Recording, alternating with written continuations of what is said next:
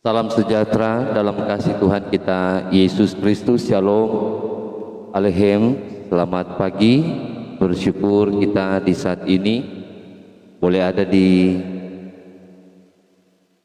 dalam ibadah Suara Fajar Sion Selasa 11 Oktober 2022. Mari kita mempersiapkan hati dan pikiran kita untuk beribadah, memuji memuliakan nama Tuhan. Mengawali ibadah ini, mari kita memuji Tuhan. Kidung Jemaat nomor 5 ayatnya yang pertama, Tuhan Allah namamu. Tuhan Allah namamu, kami puji dan masyurkan. Isi dunia sujud di hadapan-Mu ya Tuhan. Bala sorga menyembah, Dikau halik semesta. Mari berdoa. Terpujilah Engkau ya Tuhan, ya Allah kami, Allah Bapa yang kekal, yang bertakhta dalam kerajaan surga, yang kami semua muliakan di dalam nama Tuhan kami Yesus Kristus.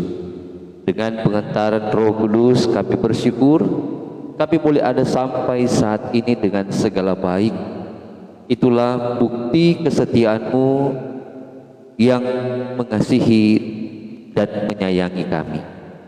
Apa yang boleh berlaku dalam hidup kami sebagai orang yang percaya tentu diingatkan untuk mengucap syukur di dalamnya. Hari ini Selasa 11 Oktober 2022, kami telah dibangunkan untuk dipersiapkan melaksanakan semua tanggung jawab kami. Sejenak kami bersaat teduh lewat ibadah Suara Fajar Sion saat ini. Kami yang mengikuti ibadah ini dari rumah masing-masing dalam tuntunan live streaming maupun toa gereja tentu diberkati oleh Tuhan. Tuhan menilik akan hidup kami, dan saat kami masih ada dalam segala kelemahan dan keterbatasan, masih melakukan hal-hal yang tidak berkenan di hadapan-Mu ya Tuhan, kami mohon ampun untuk semuanya, sehingga kami dilayakkan dalam persekutuan yang beribadah ini. Dan ketika bagian firman-Mu akan diperdengarkan di saat ini, maka kami pun dipersiapkan Tuhan. Roh-Mu yang kudus terkaruniakan bagi kami, sehingga apa yang kami dengarkan di saat ini tentu akan kami mampu wujud nyatakan dalam kehidupan kami yang hidup berpadanan pada kebenaran firman Tuhan. Terima kasih Tuhan Yesus. Ini kami yang berdoa, di dalamnya ucapan syukur dan permohonan kami sampaikan di dalam nama Tuhan Allah yang adalah Bapa, Anak, dan Roh Kudus.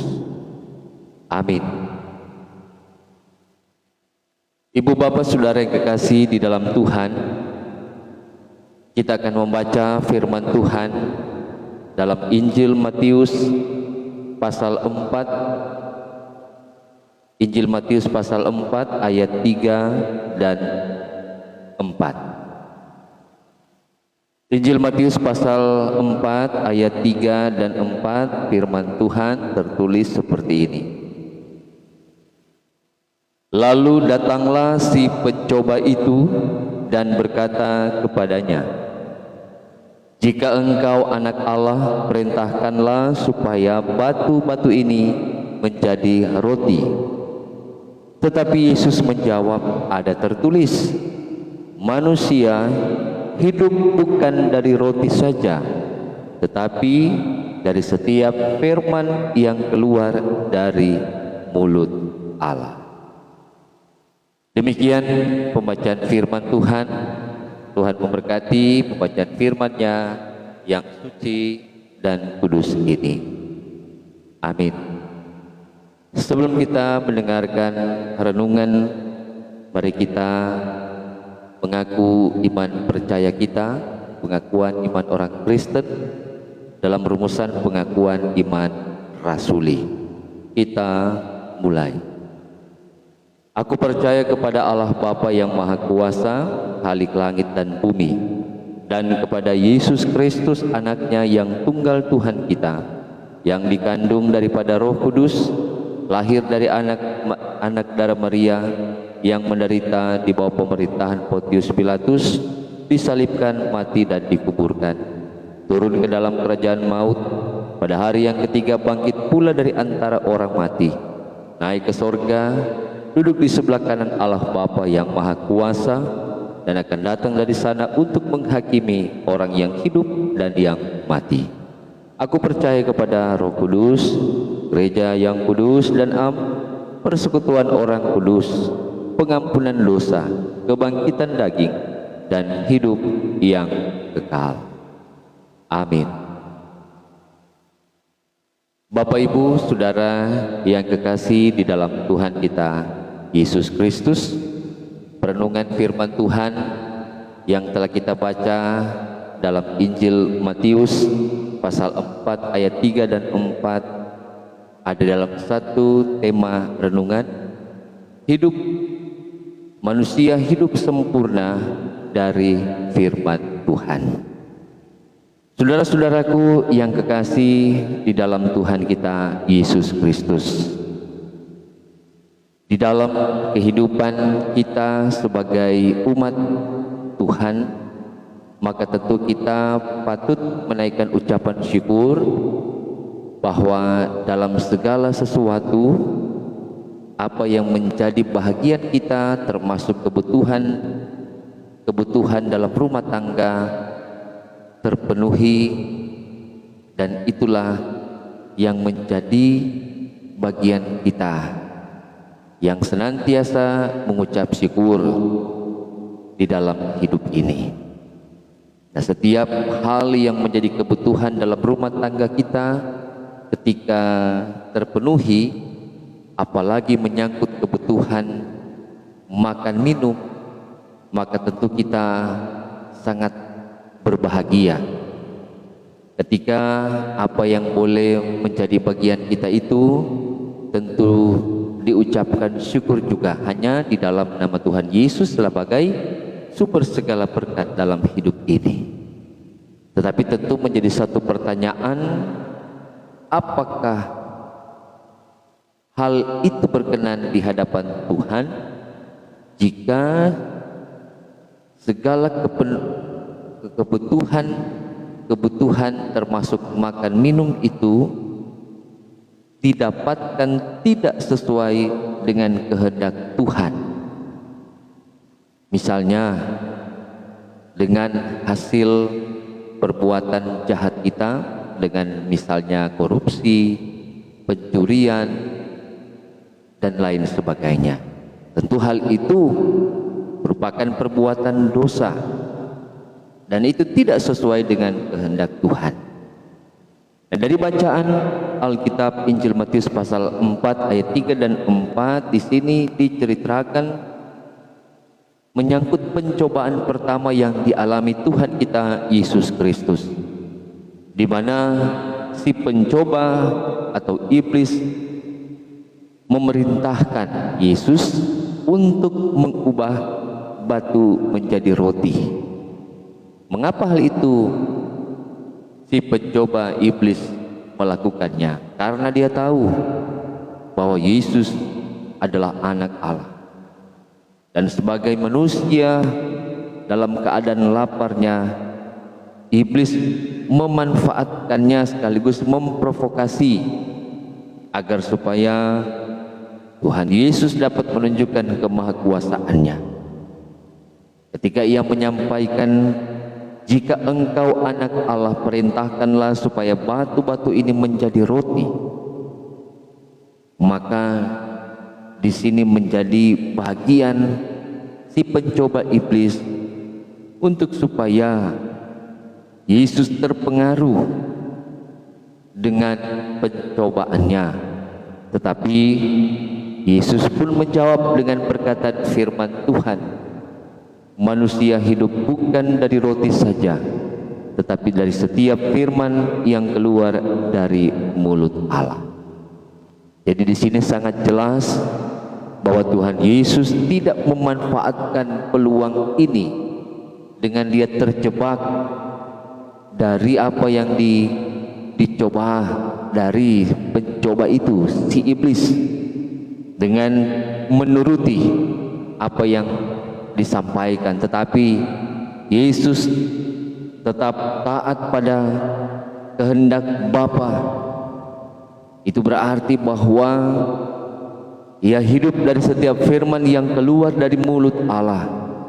Dan tentu yang menyangkut kebutuhannya bukan hanya menyangkut makanan untuk fisiknya, tetapi juga terutama makanan rohani, yaitu firman Tuhan. Dari hal ini kita sebagai keluarga-keluarga Kristen dapat mengambil bahagian untuk kita jadikan sebagai bekal dalam hidup ini, yaitu jangan pernah, sekali lagi jangan pernah kita tergoda untuk mengenyangkan diri dengan sesuatu yang mendatangkan dosa, yang pada akhirnya menjerumuskan kita pada kebinasaan. Jangan pernah sekalipun kita mencari jalan pintas untuk memenuhi segala kebutuhan kita. Ingat bahwa Yesus adalah sumber segala berkat, maka dia tidak akan pernah membuat orang yang percaya kepadanya yang kemudian akan mendapatkan hal-hal yang tidak baik. Si pencoba atau iblis, dia akan terus berupaya mencari titik kelemahan kita, bahkan secara licik menyerang kita dengan cara menggoda, merayu, memprovokasi, termasuk juga memuji untuk supaya tunduk kepadanya. Hal ini harus kita pegang, ingat bahwa ketika kita kuat seperti Tuhan Yesus yang akan mengaruniakan kekuatan itu bagi kita yang percaya, sekaligus kita mengandalkan dia dalam kebenaran firman-Nya, maka itu pun harus kita lanjutkan dalam hidup bersama anak cucu keluarga kita. Bahwa hidup yang diberkati itu bukan hanya menyangkut secara fisik saja sekali lagi, tetapi juga dalam rohani iman kita.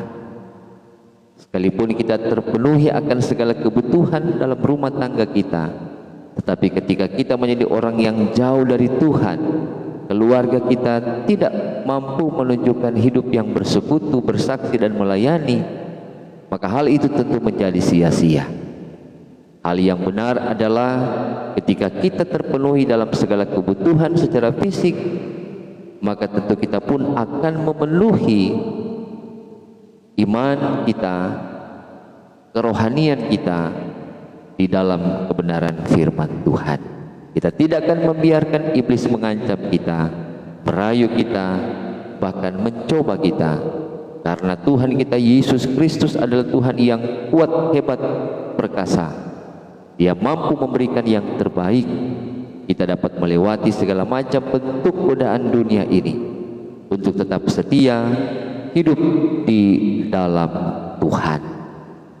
Mari kita merenungkan akan firman Tuhan ini dengan baik, sehingga kita mampu menjalani akan hari-hari hidup ini dalam hidup kita secara pribadi, terutama juga bagi kehidupan anak-anak cucu keluarga kita. Tuhan memberkati kebenaran firman-Nya kini bahkan sampai selama-lamanya. Amin.